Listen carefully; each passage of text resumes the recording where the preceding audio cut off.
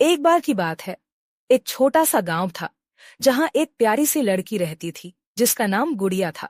गुड़िया को जंगल में घूमना बहुत पसंद था। एक दिन जब वह जंगल में खेल रही थी, उसने एक पुरानी चमकती हुई किताब देखी। किताब पर सुनहरे अक्षरों में लिखा था, जादुई जंगल की कहानियां। गुड़िया ने किताब खोली तो एक तेज चमक निकली और वह सीधे जादुई जंगल में पहुंच गई। जादुई जंगल में पेड़ बातें करते थे, फूल गाने गाते थे और पक्षी कविता सुनाते थे। जैसे ही गुड़िया आगे बढ़ी, उसे एक सुंदर हिरण मिला जिसका नाम था चांदनी। चांदनी ने गुड़िया को देखकर कहा, अरे, तुम तो यहाँ नई हो।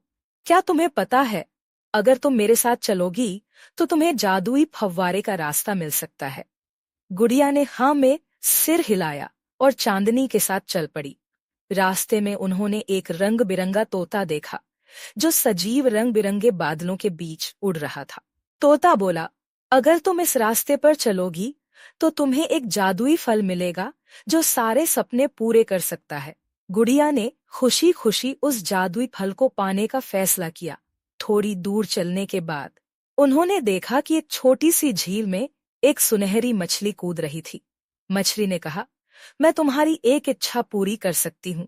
गुड़िया ने सोचा और बोली, मुझे घर वापस जाने का रास्ता चाहिए, लेकिन मैं इस जादुई दुनिया को भी याद रखना चाहती हूँ। सुनहरी मछली ने मुस्कुराते हुए कहा, तुम्हारे दिल में इस जंगल की यादें हमेशा रहेंगी। और पलक झपकते ही गुड़िया अपने गांव में लौट आई।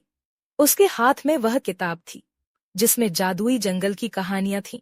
उस दिन से गुड़िया ने हर रात सोने से पहले उस किताब से कहानियां पढ़ी और सपनों में जादुई जंगल की सैर करती रही।